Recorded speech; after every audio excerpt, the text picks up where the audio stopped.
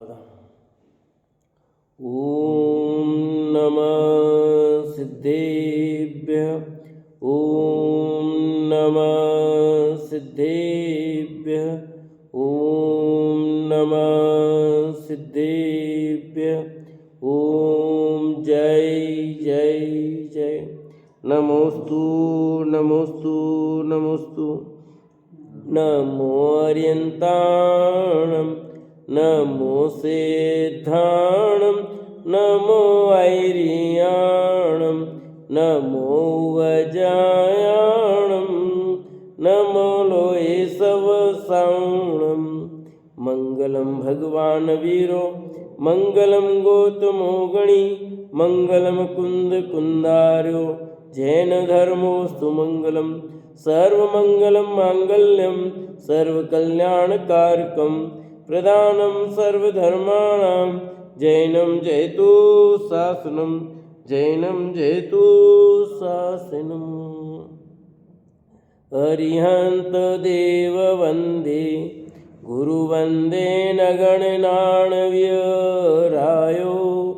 धम्मदया मे वंदे कम्मख कारणम शुद्धम। बोले जिनवाणी मात की जय हो। बोले सती मात की जय हो।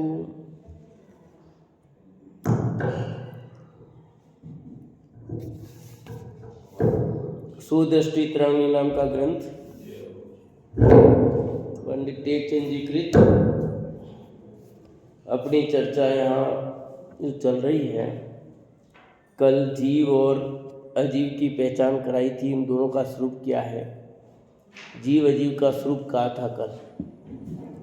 अंतिम में कुछ पंक्ति बाकी थी, पेज नंबर 109 लास्ट पैराग्राफ। इस प्रकार के विचारों से सम्यक दृष्टियों का शरीर आदि पर वस्तुओं से ममत्व छूट जाता है। किस प्रकार? ऊपर जो पैराग्राफ कल पढ़ा था हमने, वो सब इस प्रकार कह करके ऊपर सारी बात आ गई कि कौन मूर्तिक है, कौन अनुमूर्तिक है, कौन जाननहार है, कौन जाननहार नहीं है। ठीक है, मैं चेतन हूँ, कौन अचेतन है। ये सब स्वरूप का चिंतन करने से, भेद विज्ञान करने से शरीर आदि पर वस्तुओं से ममत्व छूट जाता है। पर वस्तुओं में ममत्व छूटने से निराकुलता सहज ही प्रकट हो जाती है। देखो स्पष्ट है, पर वस्तुओं में अपनापन होगा तो आकुलता होगी और दुख होगा, और पर वस्तु में ममत्व नहीं होगा तो सचमुच निराकुलता आ जाएगी और वो आनंद का पान करने वाला होगा। निराकुलता सहज ही प्रकट हो जाती है। क्यों? कि दुख किससे है? पर वस्तु में अपनापन से है। तो पर वस्तु के कुछ भी हो, उस पर वस्तु अपनी नहीं है, अपनापन उसमें रहेगा ही नहीं, तो दुख किस बात का। और दूसरा, वस्तु का स्वरूप ख्याल में आ गया। बताया था ना अभी प्रवचन में मनीष जी ने कि सिस्टम समझ में आ जाए बात खत्म। तो वस्तु का स्वरूप है, उस स्वरूप ख्याल में आ गया। वस्तु का स्वरूप ख्याल में आ गया तो फिर दुख ज़्यादा नहीं होगा। भूमिका के अनुसार थोड़ा बहुत हो सकता है, फिर भी उसमें ज़्यादा नहीं होगी मातापुरी। जो आया है वो जाएगा, निश्चित है। अब वो जाना था वो निश्चित है, कोई पहले गया कोई बाद में गया, अब उसका कोई फर्क नहीं पड़ना है। जो वस्तु है बनी है, उसका टूटना फूटना सब निश्चित है। सुनिए, ये होंगे, वस्तु का परिणाम है। पुद्गल जुड़ेगा टूटेगा सब होगा, इसका सब व्यवस्था है। हाँ, यहाँ के टूटेंगे जुड़ेंगे, ये उनका परिणाम है, सब होगा। हाँ, ये सब होंगे। ऊपर है नसादि पौद्गलिक आकार स्कंदों को छोड़कर, उस शरीर के आकार आप चेतन रूप सिद्धत्व देव होकर विराजमान है, पर अपन इस रूप ही मानते हैं। निराकुलता प्रकट होने से चारित्र में वृद्धि होती है। जैसे जितनी निराकुलता बढ़ेगी उतनी ही चारित्र में शुद्धि की वृद्धि होती जाएगी। निराकुलता प्रकट होने से चारित्र में वृद्धि होती है। यूँ कहो कि चारित्र में वृद्धि होती है, निराकुलता होती है, ये कहो, चाहे निराकुलता में होने से चारित्र में वृद्धि होती है। सचमुच तो जितनी जितनी निराकुलता बढ़ेगी उतनी ही चारित्र में वृद्धि होगी। चारित्र की वृद्धि से विशुद्धता की विशेष वृद्धि होती है। जब चारित्र में वृद्धि होगी तो परिणाम में विशुद्धता होगी, तो विशुद्धता की वृद्धि होती जाएगी और विशुद्धता बढ़ेगी तो केवल ज्ञान की प्राप्ति होगी। देखो क्या क्रम बताया है ख्याल में। सबसे पहला क्रम क्या बताया, पर वस्तु से ममत्व छूटेगा तो निराकुलता होगी, एक बात। निराकुलता होगी तो चारित्र में वृद्धि होगी, दूसरी बात। और चारित्र की वृद्धि होगी तो विशुद्धता बढ़ेगी, तीसरी बात। और विशुद्धता बढ़ेगी तो केवल ज्ञान की प्राप्ति होगी, चौथी बात। और केवल ज्ञान होने पर संसार भ्रमण मिटकर सकल शुद्ध सिद्ध पद प्राप्त पाकर पूर्ण सुखी होते हैं, पांचवी बात। बाद में सिद्ध स्थान पर विराजमान होकर अकलंक निर्दोष सिद्ध होते हैं। ये 5 क्रम बता दिए भैया। तो ये विशुद्धता बढ़ेगी तो केवल ज्ञान की प्राप्ति होगी, और केवल ज्ञान हुआ है तो सिद्ध दशा की प्राप्ति होगी। सिद्ध बनने के बाद क्या बनना रहा? कुछ नहीं बनना रहा, हो गया ना, कृत हो गए, जो होना था वो हो गया। उसके बाद क्या है? हाँ, किसी को अंतिम सजा क्या? मौत। मौत की सजा दे दी, उसके बाद क्या सजा देनी है? हाँ, जिसको मौत ही दे दी पूरी, उसके बाद कौन सी सजा देनी बाकी रहेगी? उसको टुकड़े टुकड़े करो शरीर के। करते ना ऐसे लोग, महादुष्ट लोग होते हैं, मौत मरने के बाद उसके टुकड़े टुकड़े टुकड़े करते हैं, इतनी कृतज्ञ हो जाते हैं।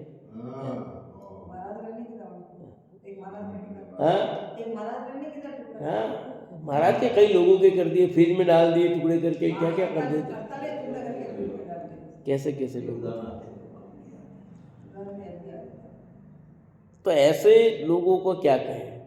बाकी तो सिद्ध बन गए, सिद्ध बनने के बाद कुछ नहीं। यहाँ तो तुम टुकड़े भी कर लोगे, वहाँ कुछ नहीं होना है, वहाँ संभव ही नहीं। सिद्ध होने के बाद अंतिम अवस्था प्योर शुद्ध दशा है, और उस दशा के बाद तो सिद्ध सिद्ध सिद्ध सिद्ध सिद्ध सिद्ध जैसी दशा होनी है, और कोई नई पर्याय उत्पन्न होनी नहीं, वैसी की वैसी होनी है।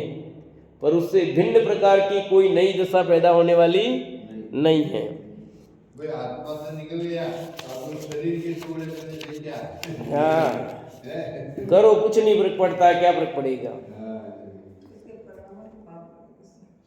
उसको तो उसके अभिप्राय का फल उसको लगना है ना, उसकी कसाय थी, उसकी कसाय की तीव्रता का फल तो मिलना है।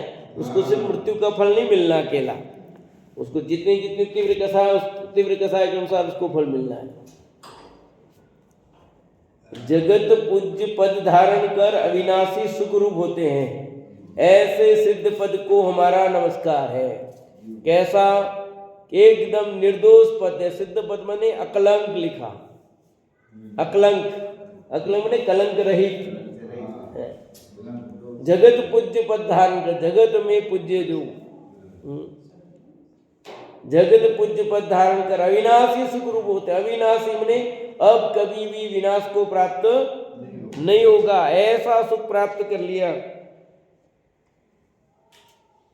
ऐसे सिद्ध पद को हमारा नमस्कार हो। ऐसा सिद्ध पद है जिसमें किसी प्रकार का कलंक नहीं है, किसी प्रकार का दुख नहीं है, पुण्य निराकुलता है, संसार भ्रमण का अभाव हो गया है, अविनाशी सुख की प्राप्ति हो गई है। ऐसा निर्दोष सिद्ध पद है, उस सिद्ध पद को हमारा नमस्कार हो। इनकी भक्ति के प्रसाद से मुझे इन समान पद प्राप्त हो, इस प्रकार की भावना बाकर सम्यक दृष्टि साथी से पुण्यबंध का संचय करता है। कि ज्ञानी वो सम्यक दृष्टि जीव क्या भावना बाता है? इनकी भक्ति के प्रसाद से मुझे इन समान पद प्राप्त हो, ऐसी भावना बाता है कि मुझे भी सिद्ध पद की प्राप्ति। उस भक्ति के पीछे उद्देश्य क्या है? क्या आप जैसा पद प्राप्त हो। लिखा ना उस पूजन में, आत्मानुभूति हेतु आपकी मैं पूजन करूं। अष्टमी चतुर्दशी पूजन में लिखे नहीं लाइन में ने, आत्मानुभूति हेतु आपकी मैं पूजन करूं। क्यों पूजन क्यों करता हूं? मेरा उद्देश्य क्या है पूजन का? आत्मानुभूति करना, आप जैसा बनना है। इस प्रकार की भावना भाकर सम्यक दृष्टि साथी से पुण्यबंध का संचय करता है। कि ऐसी भावना भाकर, कैसी कि आप जैसा बनने की भावना भाकर के वो सम्यक दृष्टि जीव साथी से पुण्यबंध का करता है। साथी से पुण्यबंध इसको कहते हैं, जिसमें देव शास्त्र का समागम प्राप्त हो, सच्ची तत्व की बात सुनने को मिले। ये बाहर की अनुकूलता मिलना, रुपये पैसे मिलना, गाड़ी घोड़ा बंगला मिलना, ये साथी से पुण्य नहीं है। अपन पाठ में कर ही रहे हैं ना दादा के उसमें कि ऐसी बंगले कार तो बिल्ली कुत्ते को भी सहज उपलब्ध है। तुम्हें उपलब्ध हो जाए तो कौन सी बड़ी बात है। ये तो कुत्ते बिल्ली को मिल जा रहे हैं। वो 50 लाख की कार में बैठ के वही जा रहा है, तुम बैठ गए तो क्या है? तुम और ड्राइवर बन गए ना, वो आराम से मालिक बन करके चल रहा है। वो एसी के तुम एसी में रहते हो, वो एसी में रह रहा है। हाँ, उनकी पोटी तुम साफ कर रहे हो, जबकि तुम्हारे बच्चे को दूसरी करें, तुम उनकी साफ करो। ज्यादा पुण्यात्मा कौन हुआ? पुण्यशाली तो कुत्ते बिल्ली हो गए तुमसे, क्योंकि उसकी पोटी तुमको साफ करनी पड़ रही है। कहीं लेके जाते ना घुमाने, तो ऐसे फेंक नहीं सकते अमेरिका कहीं भी कर ले। वो उनको थैली वेली कुछ लेके जाना पड़ता है, वहाँ साथ में रखना पड़ता है और उसको पकड़ो। कैसी स्थितियाँ है। तो उसके लिए ये साथी से पुण्य तो ये है कि आपको सच्चे देव शास्त्र का समागम हो, सत्य तत्व की बात सुनने को मिले, जिन धर्म सत्य मिल जाए, वो है साथी से पुण्य का उदय। तो ये बाहर में अच्छे कपड़े मिल गए, अच्छा परिवार मिल गया, ये सब साथी से पुण्य का उदय नहीं है। बढ़िया मकान मिल गया, ये मिल गया, ऐसा मिल गया, कुछ नहीं है भैया। यहाँ प्रश्न की आशंका की है, क्या सम्यक दृष्टि को पुण्य की इच्छा होती है? तथा आपने कहा कि साथी से पुण्य का बंध सम्यक दृष्टि ही करता है, तो ऐसा पुण्य अन्य लोगों को क्यों नहीं होता है? तथा साथी से पुण्य किसे कहते हैं? कितने प्रश्न हैं? समझ आया? पहला प्रश्न, क्या सम्यक दृष्टि को पुण्य की इच्छा होती है? पहला प्रश्न। दूसरा प्रश्न, आपने कहा कि साथी से पुण्य का बंध सम्यक दृष्टि करता है, तो ऐसा पुण्य अन्य लोगों को क्यों नहीं होता है? तीसरा प्रश्न, साथी से पुण्य किसे कहते हैं? 3 प्रश्न हैं एक प्रश्न में ना, तो तीनों प्रश्नों का समाधान करेंगे। 3 ही है। पहला, क्या सम्यक दृष्टि को पुण्य की इच्छा होती है? 1, ठीक है। दूसरा, आपने कहा कि साथी से पुण्य का बंध सम्यक दृष्टि करता है, तो ऐसा पुण्य अन्य लोगों को क्यों नहीं होता? 2, और तीसरा, साथी से पुण्य किसे कहते हैं? 3 ही तो है। समाधान, हे भव्य, जिस पुण्य का बंध होने के पश्चात वह पुण्यहीन नहीं हो, यदि 10-5 भव शेष हो, तो उतने उच्च भव लेकर पश्चात जिसे मुक्ति होता हो, उस पुण्य को साथी से पुण्य कहते हैं। तीसरा प्रश्न का उत्तर पहले दिया कि साथी से पुण्य किसे कहते हैं। पहले तो किसे कहा कि जिस पुण्य का बंध होने के पश्चात वह पुण्यहीन नहीं हो, यदि 10-5 भव शेष हो, तो उतने उच्च भव लेकर पश्चात जिसे मोक्ष ही होता है, उस पुण्य को साथी से पुण्य कहते हैं। देखो यहाँ क्या परिभाषा दी है, अपन ने जो कही उससे भिन्न यहाँ और परिभाषा दी है कि जिसके अब भव 5-10 ही बचे हों। यानी आपने पुराण में तीर्थंकरों के 10-10 भव पढ़े सम्यक दर्शन के बाद के, है ना। सम्यक दर्शन होने के बाद उनके जो कहानी है, तो वहां से उसके बाद उनके भव कितने रहे? कम ही रहे हैं। तो सबके कम भव सम्यक दर्शन होने के बाद शेर की पर्याय तो पहले भले हुआ, पर शेर की पर्याय से कहानी चालू की। फिर सब क्या कर रहे हैं? उच्च भव। ये लिखा यहाँ कि पुण्यहीन नहीं हो। एक बार ऐसा पुण्य बन गया, फिर वो अपुण्यहीन नहीं होगा, फिर पुण्यहीन नहीं हो वापस। यदि 10-5 भव शेष हो, तो उतने उच्च भव लेकर पश्चात जिसे मोक्ष होता है। फिर भव लेगा तो उच्च ही लेगा। देव गति में गया, फिर मनुष्य बना, तो उच्च कुल में उत्पन्न हुआ, फिर देव बना, फिर आया मनुष्य में उच्च कुल में, फिर देव बना, फिर देव मनुष्य बना, उच्च कुल में गया। ये वर्तमान योग बता रहा है। तो ये जो है ना उच्च भव प्राप्त करेगा और फिर अंत में मोक्ष की तैयारी करके रवाना। तैयारी चालू है, पर जो काम बाकी थोड़ा वो जो पूरा करना होता कर करा के मोक्ष रवाना, वो है साथी से पुण्य यूं, यानी ऐसा पुण्य जिसके पीछे पाप नहीं आवे ज्यादा, पुण्य पुण्य बढ़ता हुआ हो, ऐसा लिखा शब्द है ना, पुण्यहीन नहीं हो वो, फिर आगामी कालों में पुण्यहीन नहीं हो। तो पाप का उदय आएगा ही नहीं उसे, ऐसा नहीं, ऐसा अर्थ नहीं लगाना। ये पाप का उदय नहीं आएगा ऐसा होता तो फिर बात क्या होती, फिर तीर्थंकरों के पाप का उदय कैसे आया? पार्श्वनाथ के तो अंतिम भाव में भी आया है, ऋषभ देव के भी आया कि नहीं आया? तो पाप का उदय बिल्कुल नहीं आए ऐसा अर्थ नहीं है यहाँ, पर वे उसका पुण्य कैसा हो, उच्चता की ओर बढ़ता हुआ हो, अच्छे उच्च कुल में उत्पन्न होगा, अनुकूलता ज्यादा होगी, प्रतिकूलता कम होगी, नहीं के बराबर सब। ये काल से ऐसा तो काल दोष से होगा। हाँ, यदि 10-5 भाव शेष हो, उतने उच्च भाव लेकर पश्चात जिसे मोक्ष ही होता है, क्योंकि उच्च भाव भी प्राप्त करेगा, देवगति में भी जाएगा तो उच्च, और फिर मनुष्य बना तो हल्की जाति का मनुष्य नहीं बनेगा, हल्के कुल में उत्पन्न नहीं होगा। उस पुण्य को साथी से पुण्य कहते हैं। कभी शुभ भावों से पुण्य बंद हो, कभी अशुभ भावों से पाप बंद हो, पाप बंद होते होते रुक जाए, पुण्य बंद होते होते रुक जाए, उसके फल में कभी देव कभी पशु हो, वह पुण्य अति से रहित निरति से कहलाता है। यह पुण्य संसार का ही कारण है ऐसा जानना। क्या कहा? कभी शुभ भावों से पुण्य बंद हो, कभी अशुभ भावों से पाप बंद हो, पुण्य बंद होते होते रुक जाए, उसके फल में कभी देव कभी पशु हो, वह पुण्य अति से रहित निरति से कहलाता है। वो तो ये पुण्य संसार का ही कारण है ऐसा जानना। ऐसा जो पुण्य है वो कैसा है? संसार का कारण है। तथा हे भव सुनो, सम्यक दृष्टि के तो पुण्य बंद की इच्छा नहीं है। अब पहला प्रश्न का उत्तर शुरू हुआ, अभी तक था अंतिम तीसरे प्रश्न का उत्तर चल रहा था। साथी से पुण्य बता दिया और निरति से भी बता दिया कि जिस पुण्य के बाद अशुभ पाप भी बनता हो वो साथी से पुण्य नहीं है। पुण्य बनते बनते रुक जाता हो वो साथी से पुण्य नहीं है। यह जो पुण्य है वो संसार का कारण ही है। फिर तो कोई पुण्य मोक्ष का कारण है कि ना? तो आप तो लिख रहे हो ये पुण्य संसार का ही कारण है ऐसा जानना, और ऊपर लिखा उन्होंने उस पुण्य को साथी से पुण्य कहते हैं। उतने उच्च भाव लेकर पश्चात जिसे मुक्त, तो परंपरा की बात बताई।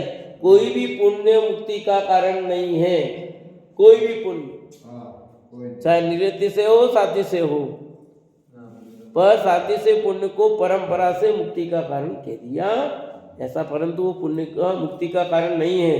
पुण्य का अभाव हुए बिना मुक्ति मिलती नहीं। पुण्य का तो निर्जरा होनी जरूरी है। पाप की निर्जरा पहले हो जाती है और पाप पुण्य की निर्जरा बाद में होती है। जब तक पुण्य की निर्जरा नहीं होती तब तक मोक्ष होता ही नहीं है। तथा हे भव सुनो, सम्यक दृष्टि के तो पुण्य बंद की इच्छा नहीं है। पहला जो प्रश्न था ना, क्या सम्यक दृष्टि को पुण्य की इच्छा होती है कि नहीं होती? परंतु सम्यक होने के बाद 2-3 भव लेने हो तो उतने काल संसार में रहते हैं। बंद होने के बाद सम्यक दृष्टियों के पुण्य फल छूटता नहीं है। जब तक संसार में रहते हैं तब तक देव इंद्र चक्री महान राजा रूप में सुखी होकर पश्चात परंपरा से मोक्ष जाते हैं। सम्यक दृष्टियों की ऐसा अति से रहित पुण्य बंद होता है, ऐसा ये सहज भाव ही जानना। क्या कहा? तो एक ही बात बताएंगे, फर्क है ना भाई, फर्क है।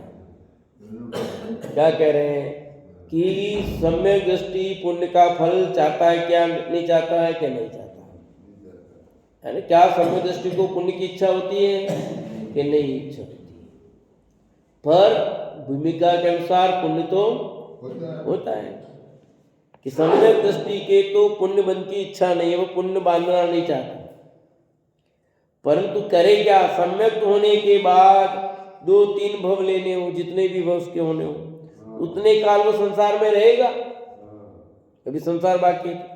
बंद होने के बाद सम्यक दृष्टि के पुण्य फल छूटता नहीं, जो पुण्य बंधा है तो पुण्य का फल छूट जाएगा क्या, मिलेगा उसको। और जब तक संसार में रहते हैं तब तक कभी देव, कभी इंद्र, कभी चक्री, कभी महान राजा रूप में सुखी होकर पश्चात परंपरा से मुक्त जाते हैं। ये जितना पुण्य बना था उस पुण्य के फल को भोग करके फिर इसको छोड़ करके मुक्ति की ओर गमन कर जाते हैं।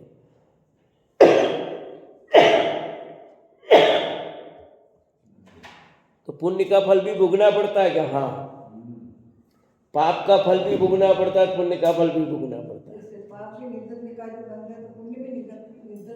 ये भोगना पड़ेगा। ऐसा क्यों करते हैं, उनको पता है, लोग कहते हैं ना ये इतना पता फिर ऐसा क्यों करते हैं, करते हैं क्या है, जो पुण्य का फल है उसको भोगना ही पड़ेगा। चक्रवर्ती को पता है सम्यक दृष्टि धर्मात्मा है, फिर इतनी शादी क्यों करता है, इतना भोग क्यों करता है। आदिनाथ को पता था मुक्त जाने वाले हैं, गर्भ कल्याणक हुआ कि नहीं हुआ, जन्म कल्याणक हुआ था, तो दो कल्याणक हो गए, तो उन्हें पता नहीं था कि तीर्थंकर, फिर इतने 63 लाख पूर्व तक राजपाट करते रहे।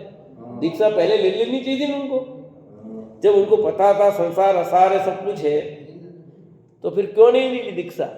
प्रश्न खड़ा होता कि नहीं होता है कि 84 लाख है नहीं, 84 लाख को यूं समझो, 84 वर्ष समझो, तो 63 वर्ष तक तो दीक्षा नहीं ली, लास्ट 1 साल बचा दीक्षा ले रहा आदमी, इतनी बुढ़ापे में दीक्षा ली उन्होंने, हाँ, तो उसको 84 वर्ष मानो आज के हिसाब से, तो 83 वर्ष तक तो उन्होंने राजपाट होगा और अंतिम में क्या दीक्षा ले रहे।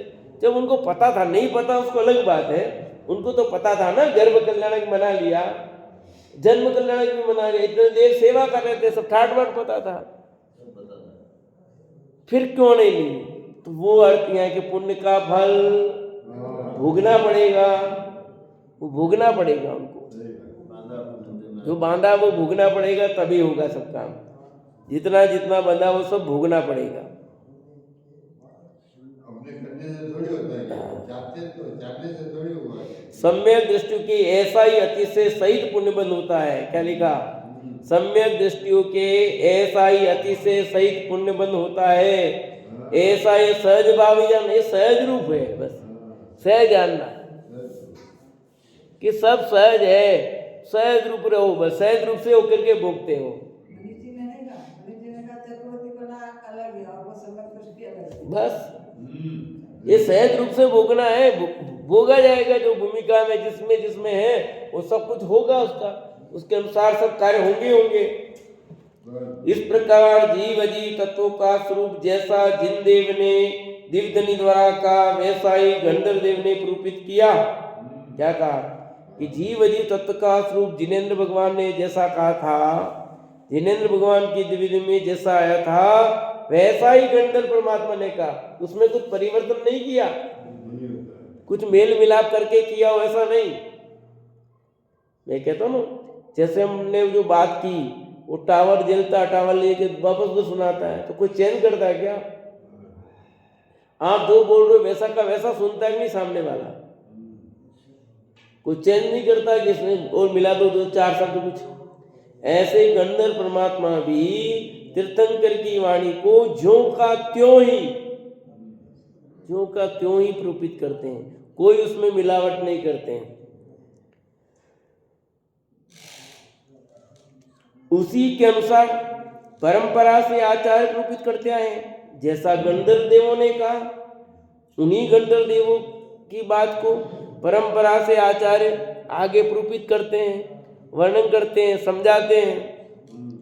उनसे भेद ज्ञान प्राप्त कर अनेक भव्य प्राणी अनादि मिथ्यात्व बंधन तोड़कर सम्यक दृष्टि हुए हैं। आचार्य भगवंतों की बात सुनकर के समझ करके भेद ज्ञान प्राप्त किया कईयों ने, और भेद ज्ञान करके उन जीवों ने, उन भव्य जीवों ने क्या किया, अपने अनादि काल से बंधा हुआ जो मिथ्यात्व था उस मिथ्यात्व को उन्होंने तोड़ दिया, समाप्त कर दिया, और मिथ्यात्व को छोड़ करके वो सम्यक दृष्टि ज्ञानी धर्मात्मा हुए।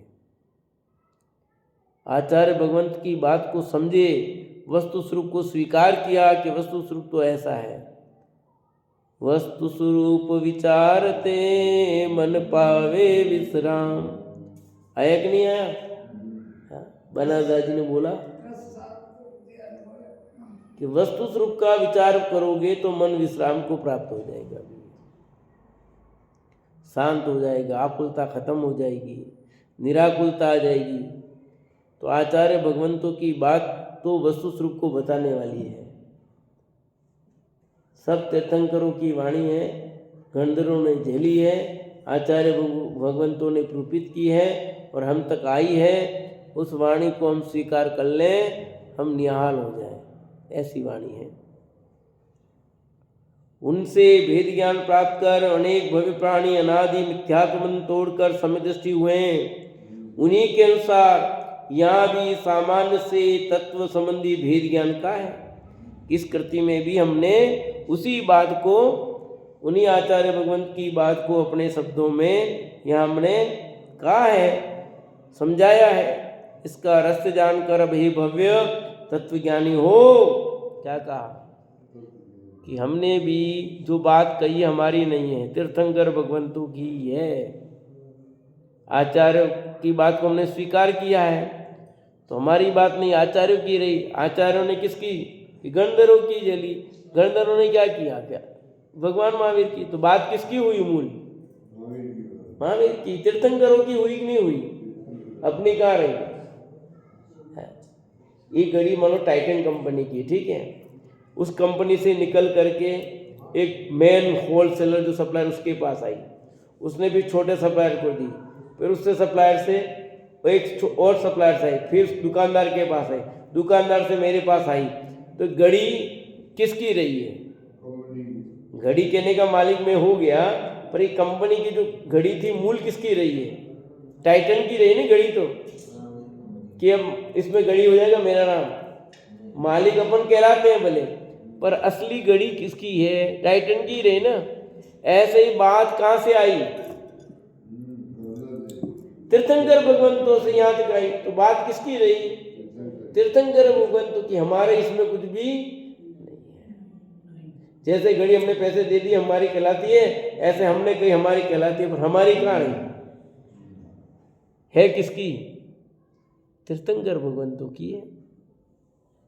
अब हे भव्य तत्वज्ञानी हो, इस प्रकार जिन देव के कहे अनुसार सामान्य तत्व भेद को पूर्ण हुआ, कहते हे भव्य तुम तत्वज्ञानी हो जाओ। क्या हो जाओ?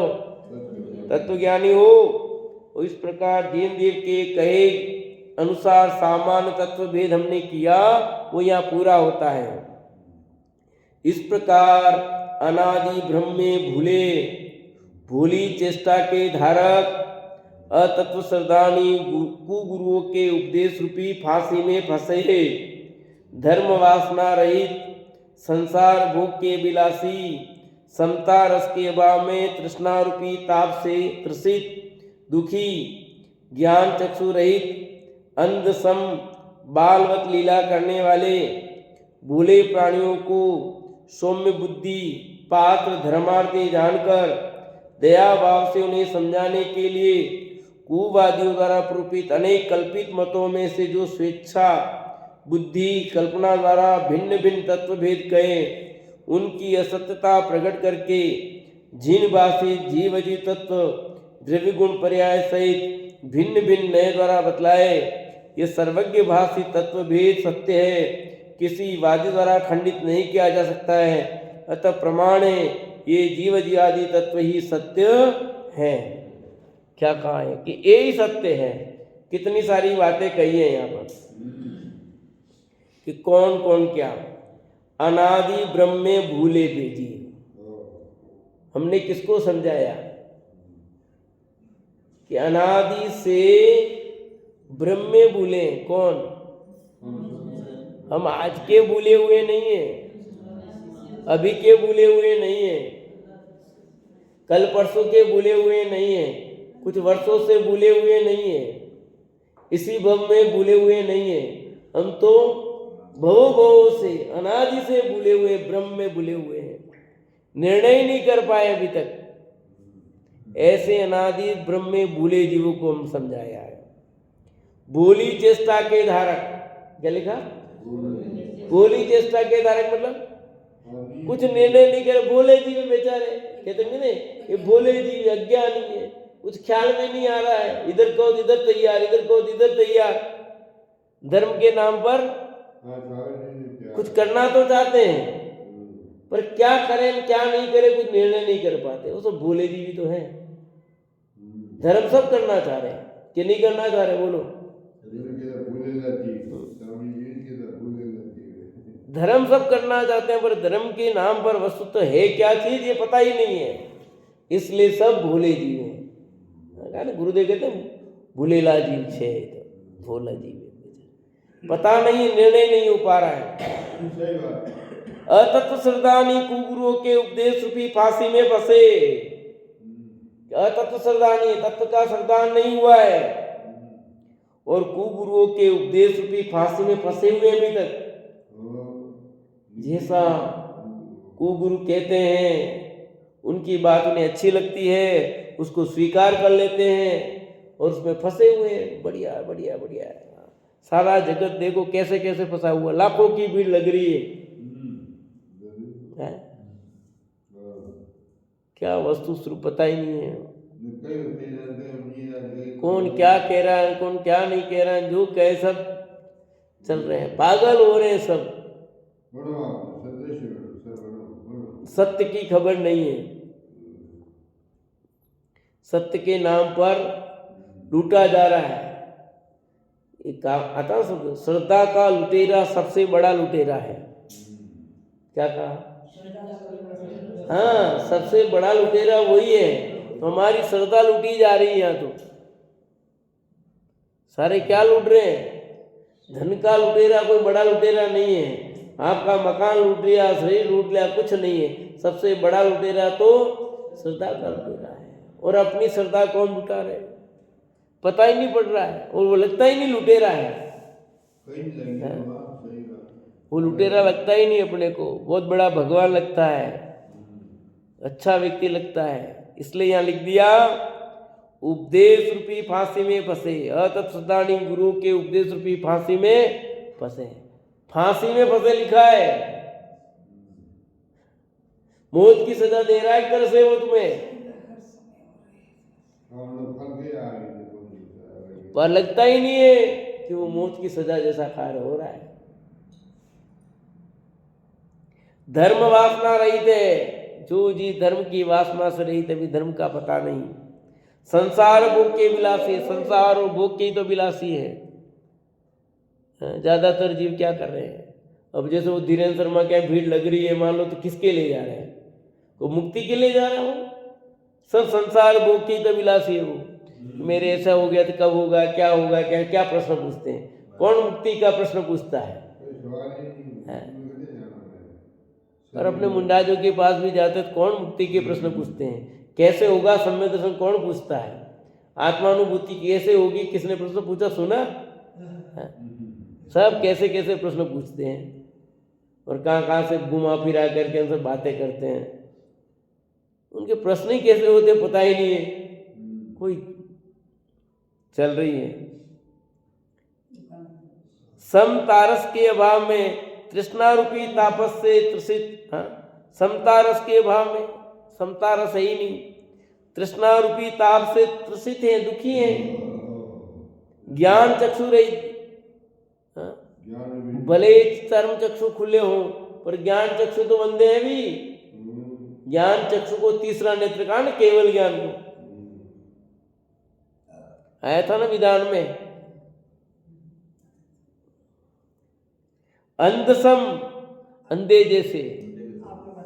हाँ, बालवत लीला करने वाले, बालकों की तरह कीड़ा करते हैं। जैसे बालकों को पता नहीं, जैसे मर्जी जैसा करता हो, हाँ, खरीद के इतना गुब्बारा लाता बच्चा, पैसे भी, और फिर फोड़ देता, उसमें आनंदित हो रहा। बोलो नुकसान हुआ पैसे का कि नहीं हुआ? हाँ, तो भी आनंदित हो रहा है, घर बेच करके तीर्थ नहीं कर रहा, तो आनंद आ रहा है। तो बालक को कोई फर्क नहीं पड़ता है, घर बनाते तोड़ते रहते हैं, नुकसान में भी उन्हें आनंद आ रहा है उनको। तो ये सब बालक चेष्टा है। भोले प्राणी को सौम्य बुद्धि पात्र धर्मार्थी जानकर, फिर भी जो भोले प्राणी हैं, सौम्य बुद्धि है जिनकी, पात्र हैं ऐसे धर्मार्थियों को जानना हमने। उन जीवों को दयाभाव से उन्हें समझाने के लिए कुवादियों द्वारा प्रोपित अनेक कल्पित मतों में जो स्वेच्छा बुद्धि कल्पना द्वारा भिन्न भिन्न तत्व कहे थे, उन सब का हमने खंडन मंडन किया। कितने मत आए थे और सब मत कैसे कैसे मानते थे, उन सब विविध मतों का यहाँ पर हमने निराकरण किया। उनकी असत्यता प्रकट करके जिन भाषी जो जीव अजीव तत्व का स्वरूप है जैसा वैसा तुम्हें बताया।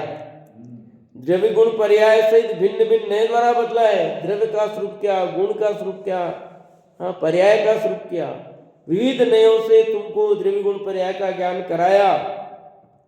यह सर्वज्ञ भाषित तत्व भेद सत्य है। ये जिनेन्द्र भाषित जो तत्व भेद है ना, जितना बताया वो सब सत्य है। यानी हमने जो बात कही है यहाँ पर वो हमारी नहीं है, हमने सर्वज्ञ भगवान के द्वारा कही हुई बात को यहाँ बताया है।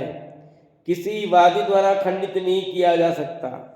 ये सर्वज्ञ भगवान द्वारा कहा गया जो तत्व भेद है, कोई वादी इसे खंडित नहीं कर सकता। किसी की ताकत ही नहीं है कि किया तो इतने,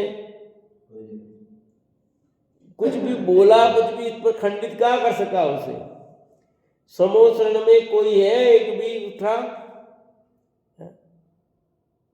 कि मारी जी ने 363 में चलाए ने, कहाँ चलाए? अंदर के बाहर आकर के, बाहर में कुछ भी बोलो ना, और बोल भी दिया खंडित हो गया क्या? जिंदर में वो तत्व का स्वरूप खंडित हो गया क्या? अब सारी दुनिया मिलकर के कहे कि आग ठंडी है, क्यों? उससे क्या फर्क पड़ता है? तो तत्व खंडित हो जाएगा कि आग ठंडी हो जाएगी। हाँ, बर्फ गर्म होती है, अब सबको को अब ठंडी होती गर्म होती है, उसको छू करके देखो तो पता लग जाएगा कि नहीं। कौन क्या कहता उससे नहीं होता है। उस वस्तु स्वरूप जो है उसके अनुसार कथन उसको कोई खंडित नहीं कर सकता, इसलिए खंडित नहीं किया जा सकता। सत्य सदा अजय होता है।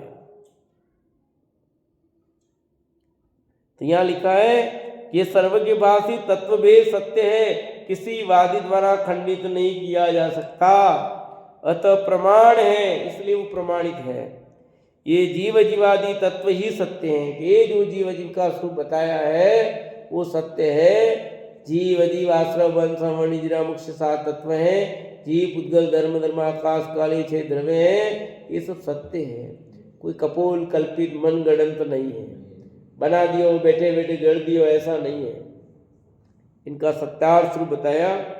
इस प्रकार श्री सुदृष्टि तरंगिणी नामक ग्रंथ में अतत्व श्रद्धान और अन्य मतों संबंधी जीव जी तत्व का विपरीत कथन करने वाले कुवादियों का भ्रम मिटाकर जिन भाषी तत्व ज्ञान वर्णन नामक 7वां पर्व पूर्ण हुआ। क्या लिखा यहाँ? किस प्रकार ये सुदृष्टि तरंगिणी नाम का ग्रंथ में अतत्व श्रद्धान और अन्य मत संबंधी जो जीव जी तत्व का विपरीत कथन था वो उसका आपका भ्रम मिटा दिया। उन कुवादियों ने जो गलत कहा था तो वो कैसे गलत है और कौन सी चीज सत्य है वो आपके सामने पुरुषी, और उसने आपको स्वीकार कर लो।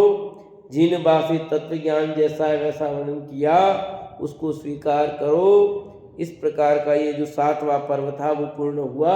अब आगे 8वां पर्व चलेगा, सुदेव एवं कुदेव गुरु का स्वरूप वर्णन करने वाला। ये 7 अध्याय पूरे हुए। अब 8वें अध्याय की चर्चा अपन कल से प्रारंभ करेंगे।